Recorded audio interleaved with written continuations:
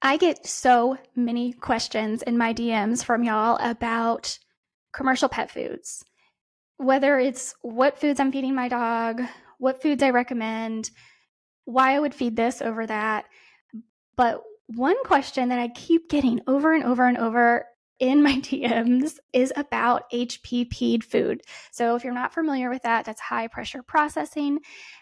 And we have had many, many years of experts in the field telling us that it's just not what we want, that we don't want HPP foods, that X, Y, and Z can go wrong. It's not really raw.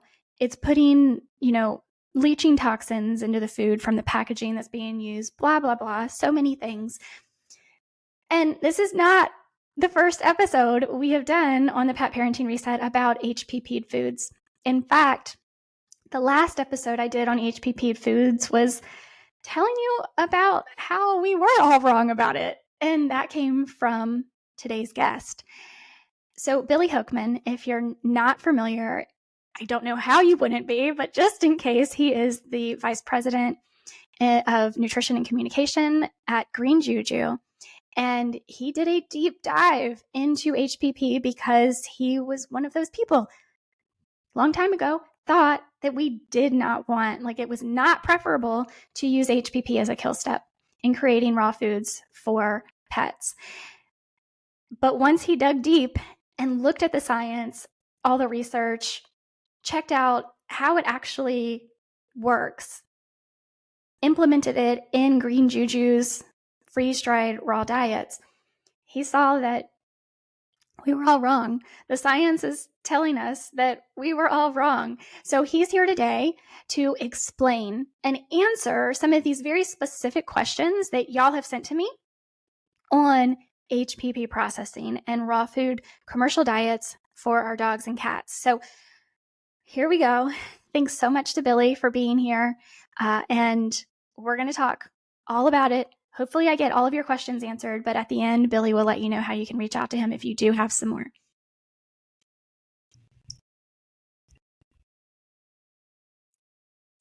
Billy, thank you so much for joining me today. And this question I am getting multiple times a week in my DMs, so I figured, why not make a third podcast episode out of it? Because people obviously aren't getting enough of it. So we're going to talk about HPP, and I thought you were the perfect person to talk about it.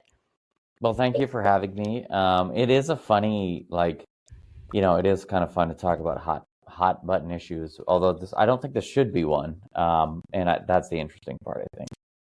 Yeah. Well, I have to say, I'm rethinking it as well. I was one of those people that thought, I listened to people that I really trusted, other veterinarians who were like, no, you can't HPP the food. It's not really raw.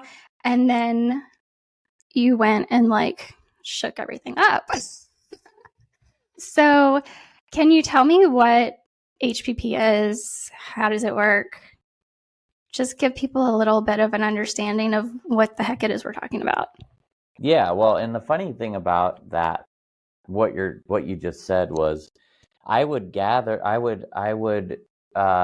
put a wager on the fact that most of those people you talked to probably got that information from me over the years, because I was definitely one of the most outspoken people on the other side of this, which truly is science, is how you look at data and you reach conclusions. If you ignore data, if you had a position that HPP is not good, and then you don't look at any new data not in support of that point, then you're not really doing anyone else favors. You're not practicing science. And so that's a very interesting starting point. So HPP is essentially a process using pressure for two outcomes. The first outcome is in other industries. So in other industries, they use it less for safety, because it's a raw product. So obviously they're not making raw food chubs for humans. So they're not using it on that safety aspect of it. They're using it more as a shelf life extender. So it's actually really interesting. I went to went to a HPP and freeze drying conference slash kind of workshop at the University of Nebraska, like maybe 6 months ago. And it was, on within that conference. So we obviously learned a lot about it, and we got to tour some facilities that do both freeze drying and HPP. There are very few facilities that do both in the same one, so that's pretty rare. Green Juju happens to be one of the companies that's produced in one that does have both, in the same vein. So so, in touring some of these facilities is really interesting because what you saw there was everything that we eat generally. So you saw, guacamole, lunch meat, anything that's in plastic packaging and has an extended shelf life, especially like lunch meat or something like that. So like when I go to like my Whole Foods and buy, my daughter, pastured organic ham meat, lunch meat, that's going to be HPP to extend the shelf life. And so it's a pressure of reducing pathogenic bacteria by a certain amount of logs or a certain amount of those bacteria reduction with pressure as opposed to heat. And so those are two different things. And I think people treat HPP like it's heat, but it's not, obviously. And so it is interesting how they do it, in the human food world, because they just put those packages straight in there. So let's say they're going to do coconut water. I'm just naming a random product. It's not like they're putting the coconut water in a big thing and then doing it and repackaging it. They're actually putting it in the little bottles you get at the grocery store. They're just filling the machine with those bottles. And different industries have different varying amounts of pressure. And so that's basically the process. It's essentially one of the pathogen mitigating or reduction steps that a raw food company uses. It's just one of many, right? Another one would be keeping the product at 32 degrees or slightly less when you're mixing it together to reduce the ability of pathogens to grow. The other one might be spraying it with ozone. These are things that all raw food companies do, and this is just one of those processes, which is why I sort of was, I'm always surprised when people stick to that one and say, this is the one I don't want, versus what about all these other ones that are happening? It's not as if when we make raw food, and especially when it comes from where people want it to come from, say the USDA meat, and then when you go, so if you, like, we use all USDA meat, right? And companies that are verifiable, say on Susan Thixton's list, use USDA meat. So all of those places also have pathogen reduction steps. So, and then that meat gets to us, and then there's more. So within that line of reduction steps, it's just one of, I don't know, let's just say like 10 or something like that. So it'll be interesting to see how the perception shifts over time. So a lot of companies use this, not just in pet food, but in human food. None of it's like, we don't know this. It's not on the label of these packages. So it's just happening a lot behind the scenes, and we just don't realize it. Is that what I'm understanding? Yeah, I would say, for sure. I would say the only people that probably label it as juice companies. The difference between like fresh in-house or I think like a good example of that would be like Whole Foods. I think they went away from having it freshly made at the store and having it made at like a central facility that they have and then shipped out. And so you'll see it on there as well. But yeah, pretty much, now I guess people know, but pretty much everything that, like I said, is in plastic packaging and refrigerated and has an extended shelf life, especially on the meat side, has been HPP for sure. So you talked about some of the other kill steps. How many are there? Do you want to talk about how many there are? All the different ways that companies, specifically raw pet food companies, are using different kill steps. And should we care at all? Or is this something we should be talking about? Or are we just neurotic? we should care because it doesn't just come down to pets and what's safe or unsafe for pets. It does come down to to regulation. It does come down to the FDA. It does come down to a lot of factors. And we want to be able to produce raw food. The FDA is not going to mandate, never say never, but they're not going to mandate any production step because then they would be responsible for said step. So, they adapt the policy of being like, you need a food safety plan, so you make it, and then we'll verify that, and then you're responsible for it if something goes wrong.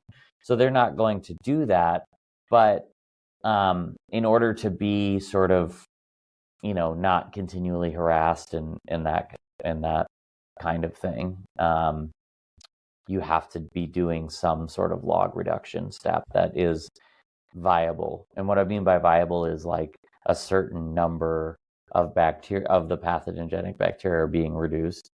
So everything else, like I said, it just depends on what your opinion of it is. When you get chicken from the grocery store, your organic chicken, and it's dipped in parasitic acid, is that a deal breaker for you, or is it not? Is it benign? Is it not? That's USDA, standard for that.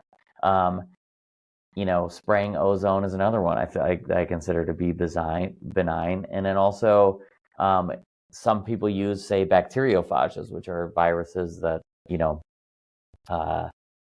target specific pathogenic bacteria. So with each one of those, you just kind of have to look at, here's what the good parts are, and here's what the known negative parts are. But I consider all of those to be pretty benign.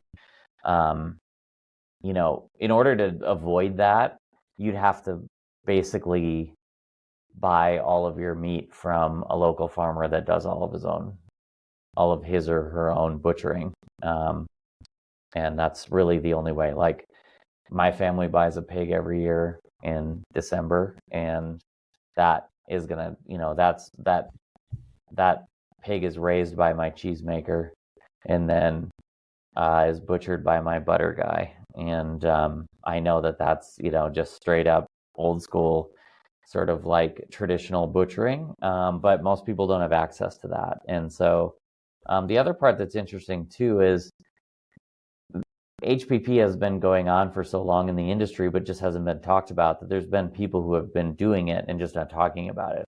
And the interesting thing about that is, you'll see comments online where you're like, oh, well, I go to this brand because they don't HPP, but then you figure out that, like, basically all the freeze dried in the country is HPP, just generally. So it's like, wait a minute. So you thought your dog was doing great because it was non-HPP, but it was HPP'd and your dog was doing great. So I think that, that's kind of like, a nice little control group in a study, in essence. And so I think we're seeing the proof of that now, and it just, it's one of those things. So there's no industry standard on what you have to do to mitigate the bacteria. Is that what I'm understanding? But is there any sort of industry standard on the HPP process itself? No. So the HPP process will be different.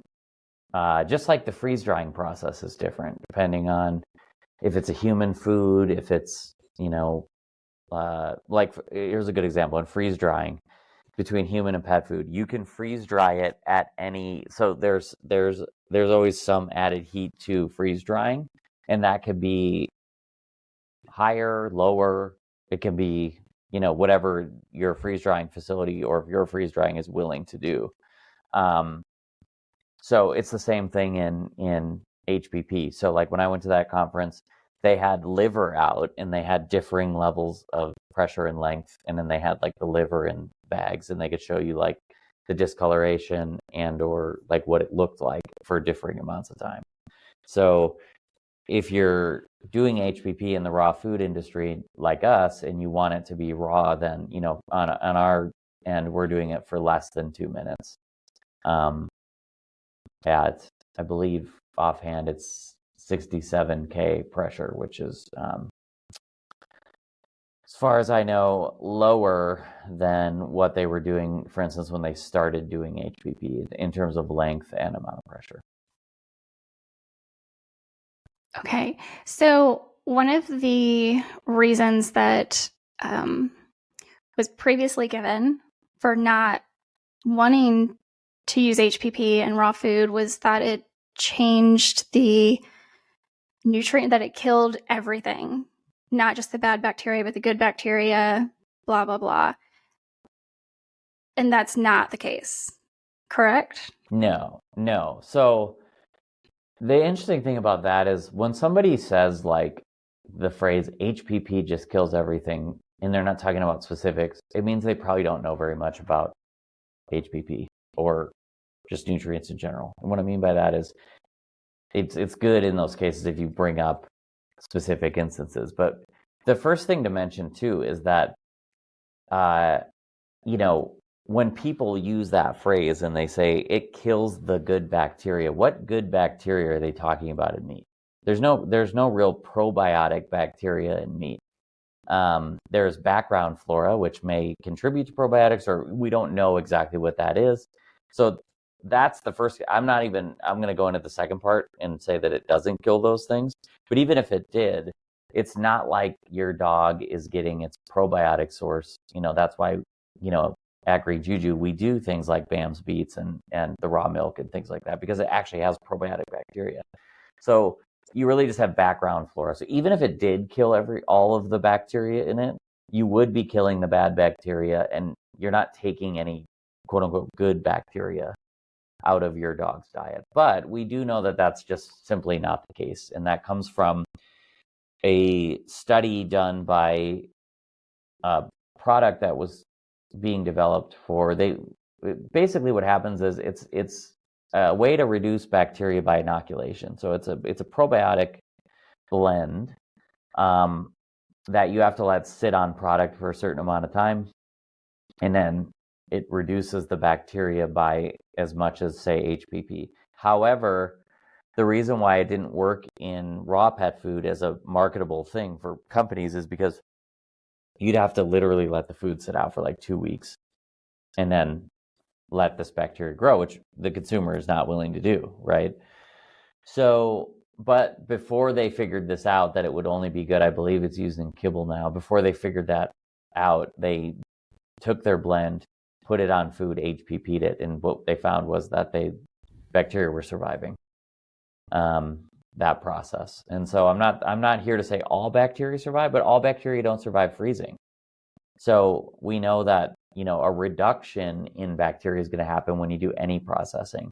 And so I think the first point is, don't think you're getting your dog's good bacteria from meat anyway, but then also we do know that they do survive. And so, I feel very confident when I feed Huckleberry and I'm feeding him his freeze-dried HPP food, and then also adding foods that contain a multitude of other good bacteria. He's not missing out on anything. Okay. See, this is why I have to ask you these questions. I had to bring it back to Huckleberry, so. Well, yeah, I mean, you have to talk about what's going on in your life, right? That's how we relate. So some of the other questions that I've seen around HPP are changing the muscle fibers, and I guess some people have questions about, does it make it more or less digestible? Yeah. Can you talk to either of those? The digestibility one's really easy. It's the same digestible.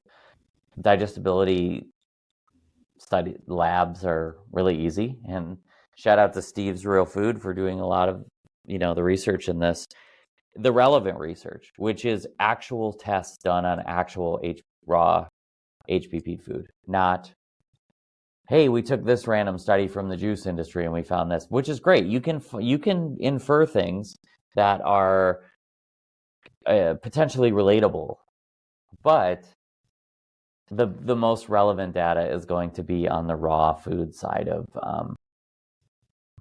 pet food. And so the digestibility is the same. The muscle fiber thing is, I don't doubt that the muscle fibers could be affected, but what is the overall effect? So let's say we determine that the muscle fibers are slightly affected. Okay, well, what is basically, and I was talking about this during a Q&A last week, you have to look at the pros and cons of every food that you feed. And you can find a con list for anything. So you could say, I like to feed my dog blueberries. Blueberries are an amazing thing to feed your dog. However, there are cons on that list of things. And if you want to focus on those cons, you could put together a pretty strong list of reasons not to feed blueberries. And that's the exercise we go through with everything we feed our dogs and cats is, hey, and for me, even in formulation and for, bringing out new products, that's what you go through is like, I want to do this. Well, what are the cons and pros and cons? The only food I don't think really has cons is raw milk. But aside from that, everything. And it goes back to, depends on the specific animal as well. So I think that it affects everything in a slight way, but that doesn't mean it's overall something that's negative, in my opinion. Mm-hmm. No, that makes sense. What about fat oxidation? Does it increase fat oxidation?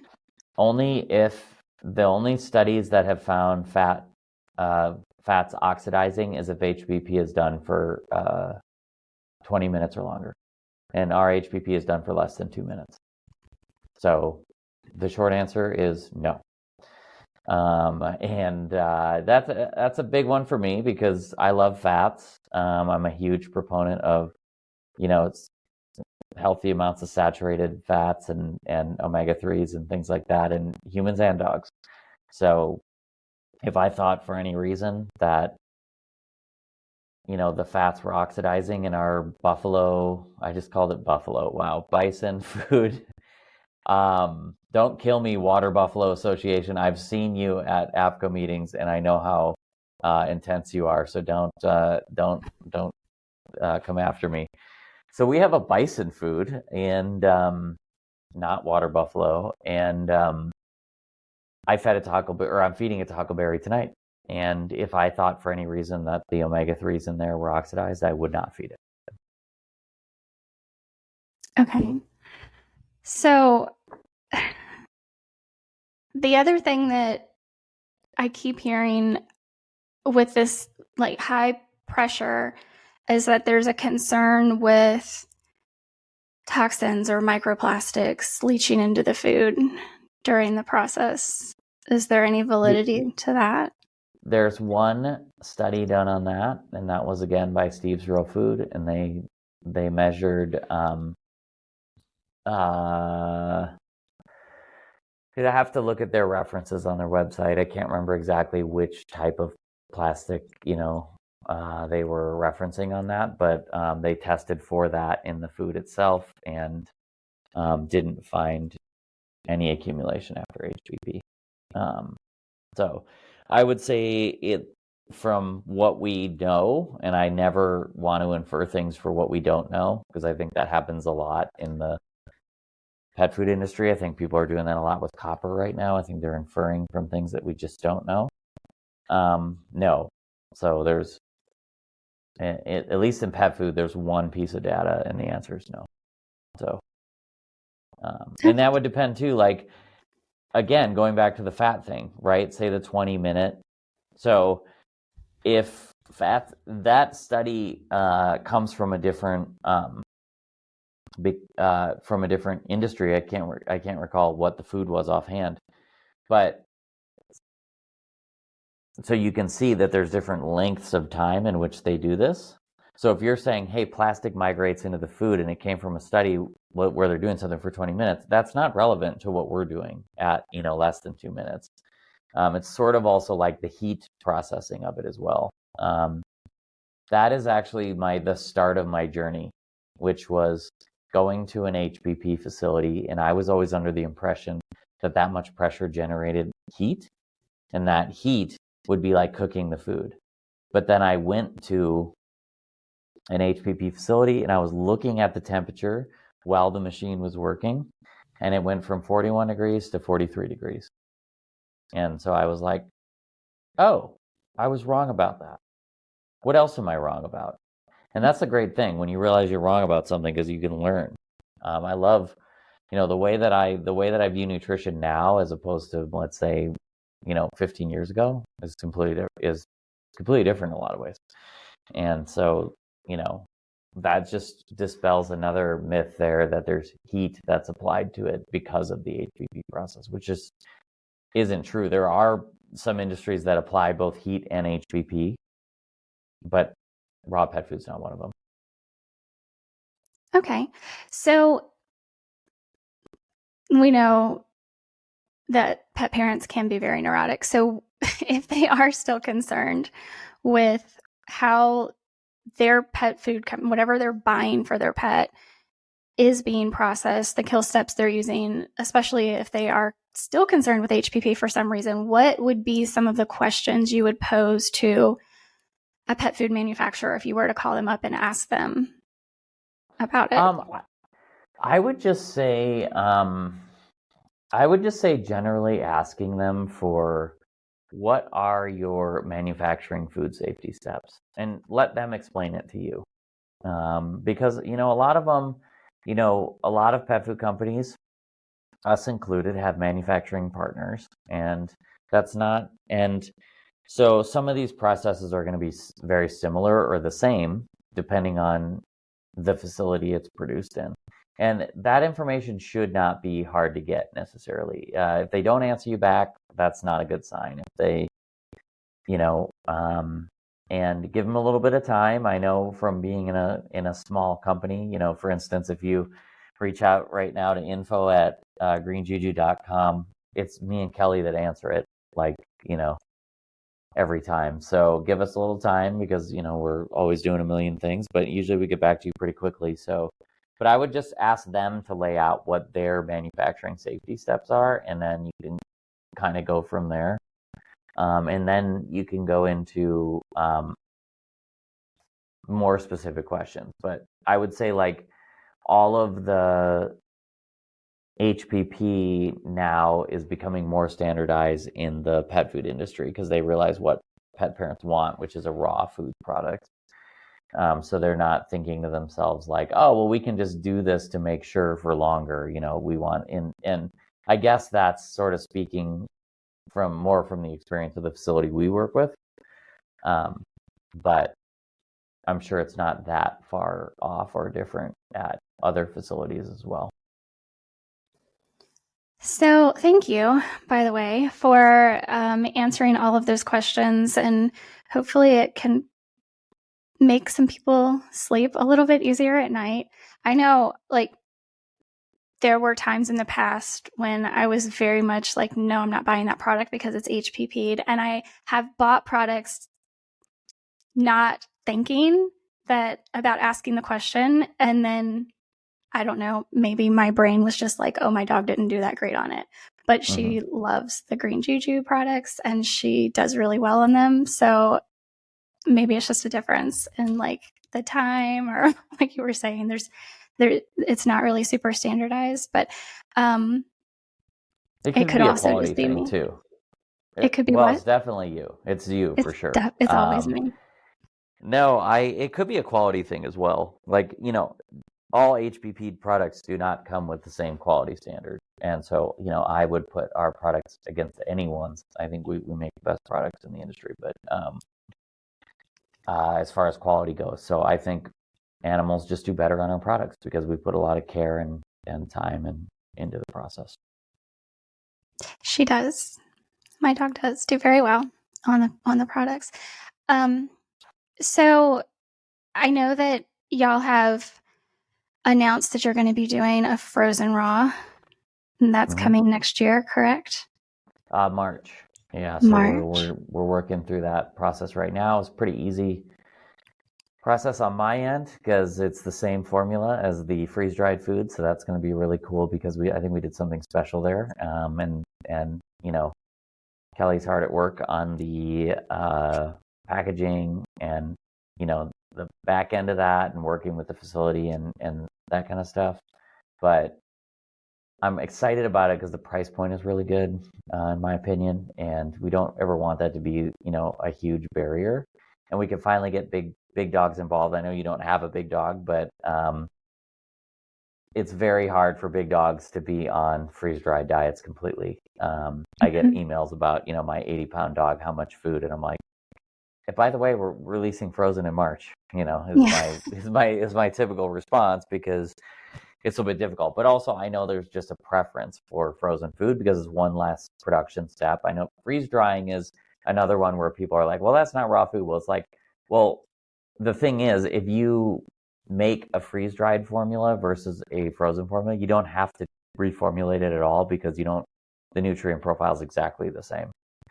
So we know that's raw food, but also I know that, for myself, I know there's value in, reducing production steps just in general, like at home, for instance. Green Juju is an amazing milk that's available for people all around the country because they can't get raw milk just generally. But that also means that I might feed my dog fresh milk because I live in Pennsylvania and it's never been frozen, and I'm in the land of raw milk. So I do think there's value in, reducing your production steps and eating that way. But the frozen is going to be really cool, I think. So Yeah, I'm excited about it. I think a lot of other people are as well. And the processing steps you were talking about, I recently learned every processing step increases histamine in the foods, is what I've been told. Interesting. Interesting. Well, you've sparked something in me. I'm making a mental note of that, and yeah. and well, my vet mentor told me, and because she's been through this journey herself, and it actually has made a big difference in some of my clients' dogs who didn't want to feed their dogs a raw food diet, but eventually, when they just couldn't get over the hurdles they were looking to get over, I'm like, let's try raw. And they did it, and they're like, oh my gosh, just because we needed to reduce the histamine load. And it's been really, really incredible. So interesting. Yeah, I mean, I would say, like, I probably have a different. I would say I have a little bit of a different take on histamines than most people in the industry, in regard to, like, I think that most people and dogs, their body has a system for just, eliminating excess histamines, i.e., like, those foods shouldn't be a problem. That's not to say that there's not some dogs who are potentially very sensitive to that, or people, but these are sick dogs. the idea that, like, I hear a lot, like, oh, don't feed fermented foods because they're high in histamines. Well, yes, and no, not all fermented foods are high in histamines. It depends on how they were fermented, and there's a lot that goes into it. But, I think what can happen online is that you get a theoretical idea like that, and you apply it to all dogs, when most dogs and humans would benefit highly from fermented foods and would be able to easily deal with any sort of histamines that come into play. It's like when you see someone drink a glass of wine and their face gets all red, that is really high in histamines, and that's a different kind of, high in histamines. And so but that's interesting. Yeah, so for those people that are looking for frozen, and I should mention, the only one we're not going to have is bison, because we kind of are maxing out our sourcing on that already. We use more bison than any other company, I would guess, at least in the indie pet scene. But we will have 5 other very novel proteins that range from cooling to warming, so I think that will be fine. Okay. Well, thank you so much again for answering all of the questions that have been sent to me on HPP'd foods, and very excited about what Green Juju has coming. If somebody did have more questions, I think you said it earlier, info@greenjuju.com. Yep. And like I said, if it's a nutrition question, it will go right to me. Or if it's something that's Kelly related, it'll go to her. Or, we do have a little bit bigger of a team now. We just hired someone. And so it'll go to the appropriate person. But I do enjoy nutrition questions. So feel free to reach out. Send them. Okay. Anything else you want to plug for Green Juju before I let you go? Yeah, we do have in November we have a venison broth coming out, which we will be. It was funny because me and Kelly always do a live whenever we release new products. We did a live about the products I'm going to talk about in a second. We will be doing a live about the venison broth. It is frozen. It is wild harvested venison. Which is really cool. And then we're also releasing goat freeze-dried food, lamb freeze-dried food that we debuted at Super Zoo, and also goat purple. And those are amazingly sourced, grass-fed, great omega-3 ratio products. And so really excited about that, and excited for, in those cases, like it's always like Huckleberry's been eating goat for a long time, and it's fun that when it actually goes out to the public. So look for those as well. And I think that's about it. Did you feed it to him through the summer? Goat? Not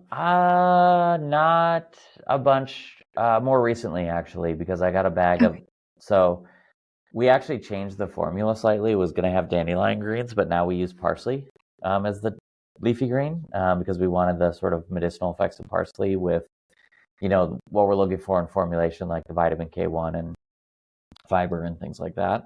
So we had like a run of this like dandelion green goat, and we sent it out to our employees, but we all got a bag. Like it was like a 14-pound bag. No, yeah, of freeze-dried food. So it's a huge bag. So I've been feeding that and giving it to some people, and that kind of thing. So but I'm a variety person as well. So Okay.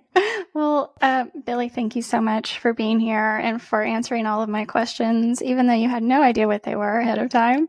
I appreciate it. absolutely, anytime.